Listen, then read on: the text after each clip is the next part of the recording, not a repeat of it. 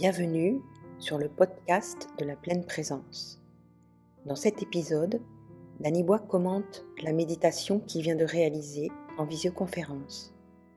Il livre ici les secrets de la pleine présence qui apparaît quand la distance entre celui qui observe et l'objet observé diminue au point de se dissoudre.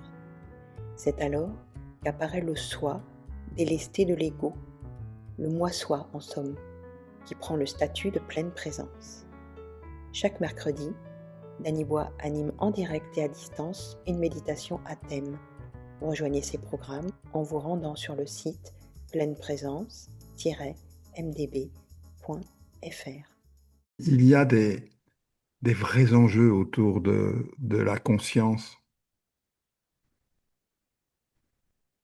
C'est vraiment un cauchemar pour les philosophes, hein, la conscience.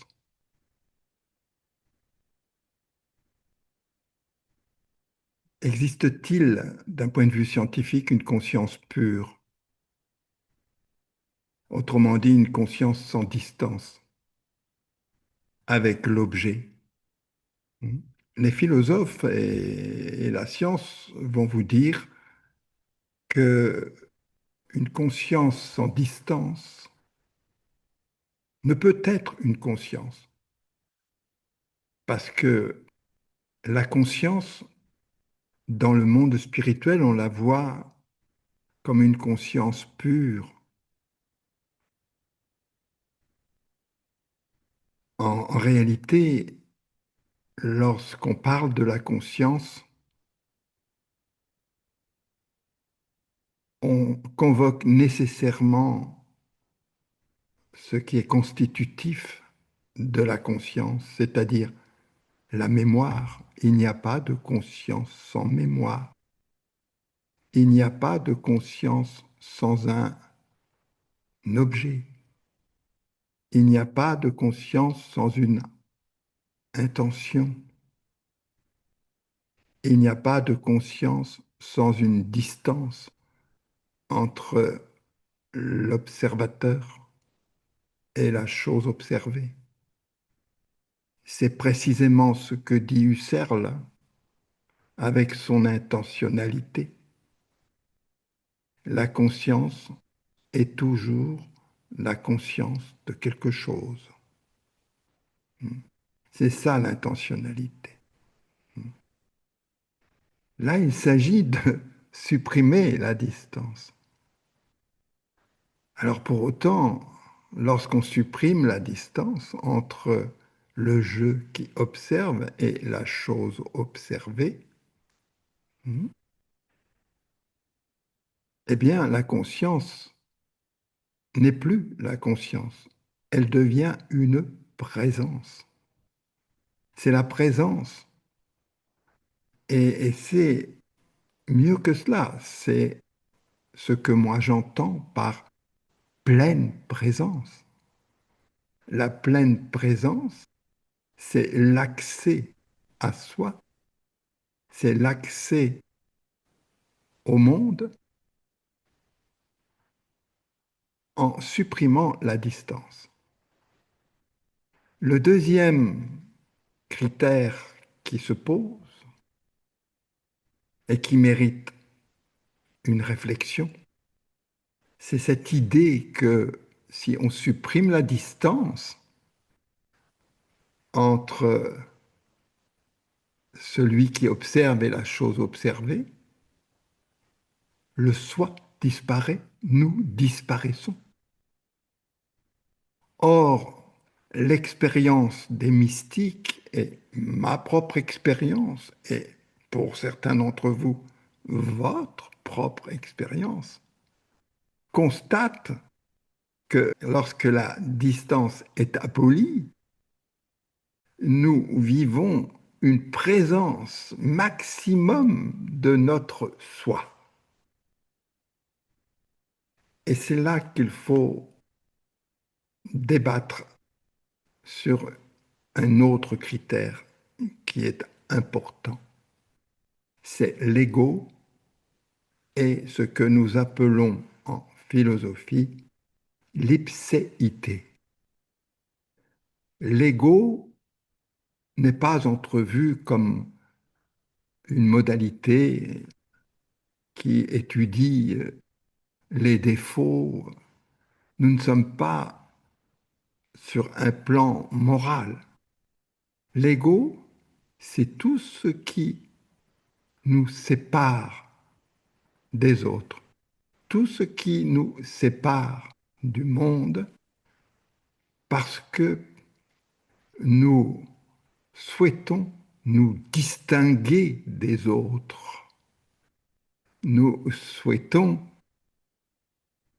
être dans sa propre identité psychologique avec nos valeurs, nos représentations. L'ego n'est simplement qu'une représentation de nous-mêmes et du monde. L'ipséité, c'est tout ce qui apparaît délesté de l'ego.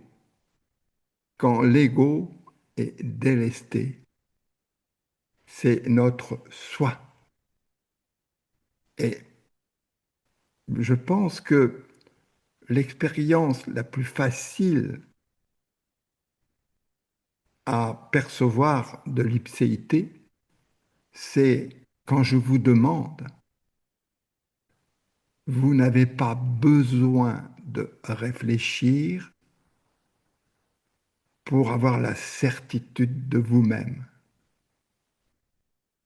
Mais en dehors des représentations que nous avons de nous-mêmes, en dehors de la séparation avec le monde, en dehors de la distinction,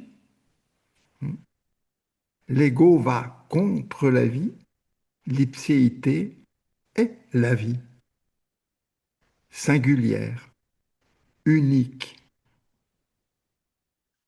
Et, et c'est la raison pour laquelle il y a trois choses essentielles qui nous permettent d'accéder à cette ipséité, au soi en tant que ce que l'on est en tant qu'être.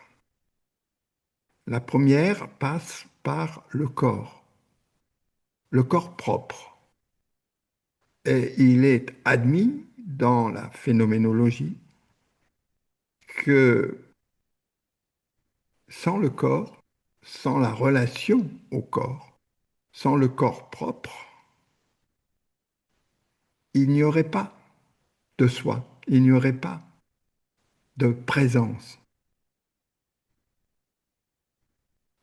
On ne fait pas simplement que percevoir le corps. Nous sommes ce corps. Et le corps est nous. Sans intermédiaire, sans distance.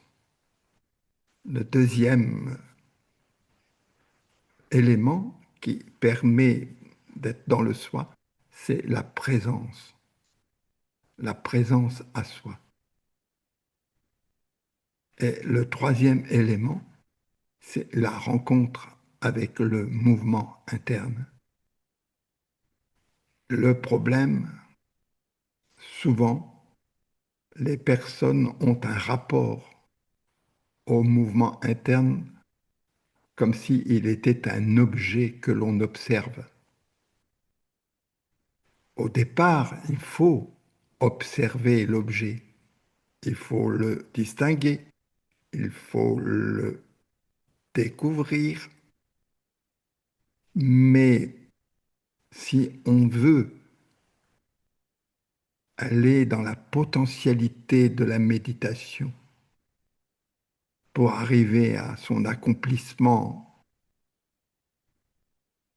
il faut fusionner avec ce mouvement interne. Il faut réduire cette distance. Et ce qui est tellement étonnant lorsque nous parvenons à fusionner, c'est une méditation de la non-dualité, vous l'avez bien compris. On est dans le domaine de la spiritualité. et pas dans le domaine de la science. Il est clair que lorsque nous réduisons cette distance, que nous allons avec la fusion avec ce mouvement interne, ou l'élan vital, pour reprendre l'intuition, je dis strictement la même chose que Bergson lorsqu'il parle de l'élan vital, et son outil est l'intuition immédiate pour percevoir. Et il est clair que la conscience ordinaire, que la perception ordinaire, que la réflexion ordinaire, que l'intelligence ordinaire ne peut pas atteindre cet état-là. Il propose l'intuition.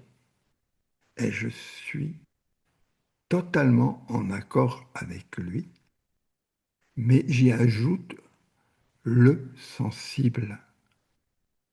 C'est-à-dire que je considère que l'intuition est la manifestation sous la forme d'une pensée qui prend sa racine dans le sensible.